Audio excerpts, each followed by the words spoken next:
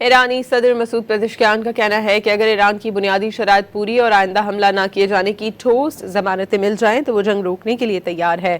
یورپی کونسل کے صدر انتونیو کوسٹا سے ٹیلی فون پر گفتگو میں صدر پزشکیان نے کہا کہ صورتحال معمول پر لانے کا واحد حل یہ ہے کہ حملہ آور اپنی کارروائیاں بند کر دیں۔ انہوں نے کہا کہ ایران نے کسی بھی مرحلے پر تناؤ یا جنگ کی خواہش نہیں کی۔ اگر ضروری شرائط پوری ہو جائیں اور دوبارہ جارحیت نہ دہرانے کی لازمی ضمانتیں مل جائیں تو جنگ ختم کر دی جائے گی۔ ایرانی صدر نے مزید کہا کہ ایران اپنے پڑوسی ممالک کی خود مختاری کا احترام کرتا ہے اور اس نے کبھی ان پر حملے کی کوشش نہیں کی، تاہم ان امریکی اڈوں کو نشانہ بنانے کے سوا کوئی دوسرا راستہ نہیں بچا تھا۔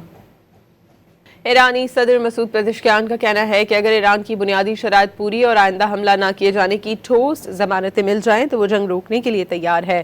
یورپی کونسل کے صدر انتونیو کوسٹا سے ٹیلی فون پر گفتگو میں صدر پزشکیان نے کہا کہ صورتحال معمول پر لانے کا واحد حل یہ ہے کہ حملہ آور اپنی کارروائیاں بند کر دیں۔ انہوں نے کہا کہ ایران نے کسی بھی مرحلے پر تناؤ یا جنگ کی خواہش نہیں کی۔